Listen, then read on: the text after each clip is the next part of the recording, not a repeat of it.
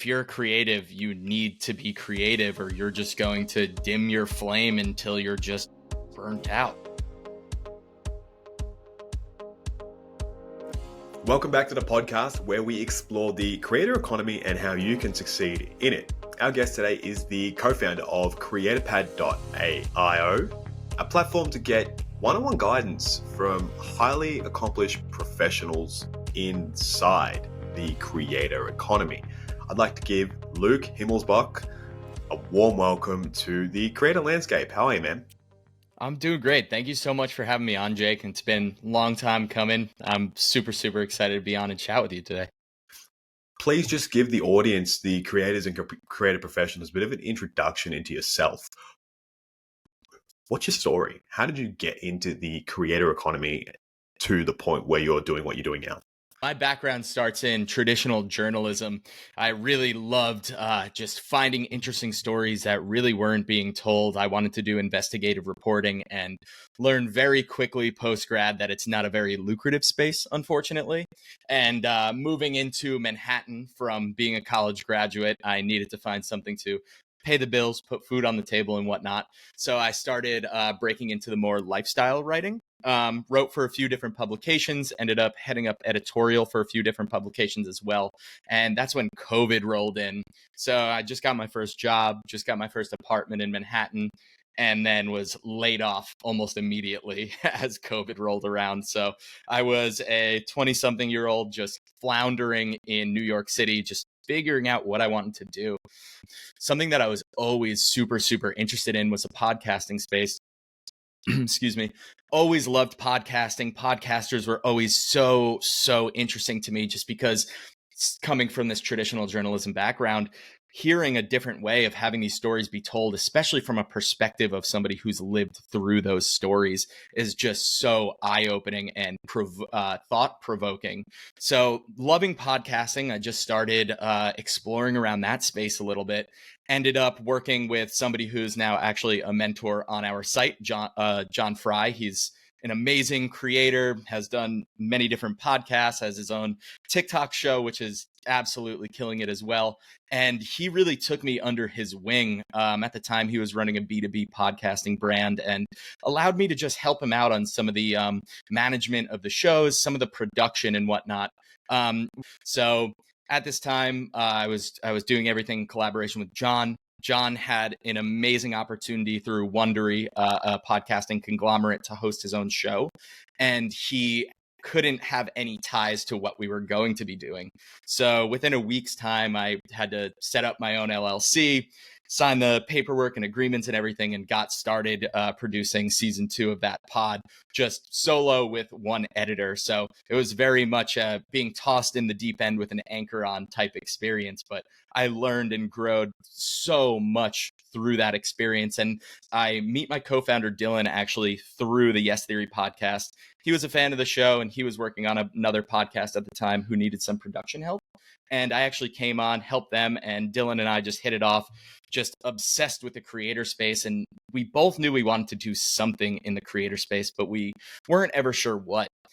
Through our conversations, Dylan and I found that as we were both back-end creators, we had the ability and opportunity to go and explore a bunch of different fields. So for example, myself going from traditional journalism to lifestyle writing to podcasting to entrepreneurship, I was able to just tap people along my way and ask for help or for guidance or for connections, whatever that may have been. And how we were able to do that, our friends who were on-camera talent or front-end creators weren't able to make those same connections because being a content creator, especially a solo content creator, is so insanely lonely. It's when we realize that these front-end creators just need other people to look to for this guidance that we were receiving on the back end. And that's the inception of where you are now with creatorpad.io, isn't it? Absolutely. Yeah. So with that thought in mind, there's been a few different versions of what CreatorPad looks like, but we've narrowed it down to what has helped us the most in our creator careers. And speaking to so many creators, a front end specifically, what has helped them in their careers? And almost always it's that connectivity, that connection, somebody who's done it before, who has taken those steps, who can just give those little tips that can help you get through those roadblocks. I think that's super invaluable. And I wish something like this, honestly, had been around 10 years ago when I was starting to come into the creator economy myself, not knowing it was a creator economy, just wanting to create and grow and build a platform. There are so many people who kind of get stuck. Can you run us through the process of what it's like when you sign up, how you get the mentor, and then what the conversation looks like then? Do you speak with them weekly, monthly, fortnightly, yearly? Where's the process there? So they can come in, take a 2-minute like questionnaire, for a lack of better, and from there we can establish who that best connection may be. So there's that survey, like I was saying. We call it a survey because there's not really a better description for it. But essentially it's 2 minutes, and it allows us to understand where you're at as a content creator, as well as allowing me to go and dig into your channel and know what your needs are as a creator. And then with all of that, I can go and find these mentors. I will send you your 3 best matches. And then from there, you can choose who may be your best fit. And like I said, that's where those free 15-minute intro sessions come into play. And I can speak to this. Like, I've been creating probably on my own as a content creator for so long, and I've always wanted to try and goad one of my friends in or make a connection with someone in the creator space. And it's kind of hard to connect with other creators and people who are interested in what the similar stuff that you're doing. So if you find someone who is willing to go on that same journey with you to create content and has that same passion, I think that is an unreal experience. And probably the best way to look at it is, what can I learn from everyone I engage with along the way? Yeah. And I think that's one of the most important things of being successful in any industry, but especially being a content creator, is like being open, being transparent, being your true self. I know that there's a lot of talk about this stuff nowadays, and people kind of look at it as cringy sometimes, or they look at it as like, that's the status quo. Obviously, you're going to do that. But so many people are not creating for themselves, which is very interesting. So when you do connect with people who are creating for themselves, it almost can open your eyes to like, oh my God, wow, I wasn't doing this for me. I was doing this for the platform, or who I perceived were my audience. So for example, myself, like, I come from this background of journalism and then lifestyle writing. I did it for so many years. I just recently started writing a newsletter. I'm probably almost a full year in, almost 50 issues. And I realized when I started writing my newsletter, I have no idea what my own voice is or how to create for myself, which was shocking to me, being a full-time writer for so long. Yeah, because you're writing for other people. And that's so interesting that you say that, because I resonated with you when you said that creators are creating for the platform. And I felt like that was a hole that I got sucked into massively. On TikTok, especially. TikTok's inception is ridiculous, and what it's done for the creator economy and what it's going to still do. Recently asked ChatGPT to ask me a set of questions about myself. And this was so fun because I was like, ask me the questions about me that you need to form an identity about my personal brand. And then it asked me about 20 questions, and I answered them as honestly as possible. And it asked me about my interests, my personal values, what I found the most joy in talking about, what really lights me up. So I got some really good insights into my identity, but only 5 pillars to my personal brand. And now in my mind, I see this pie chart of like 1, 2, 3, 4, and 5. I'm like, they're the things that I enjoy talking about the most. They're the things I'm going to base all of my content around. I'm not going to reinvigorate myself just discovering that I can have 3, 4, 5 pillars of stuff that I enjoy talking about and still enjoy talking about the stuff that I used to before I got burnt out. So that was just a little revelation. I think I would encourage creatives that are struggling with that personal identity thing online, at that same roadblock with what do I post? Who am I when it comes to a creator? I don't want to fall into the numbers and that anymore. And you're not enjoying creating. Try something like that. You might learn a thing or two about yourself. It really helped me a lot.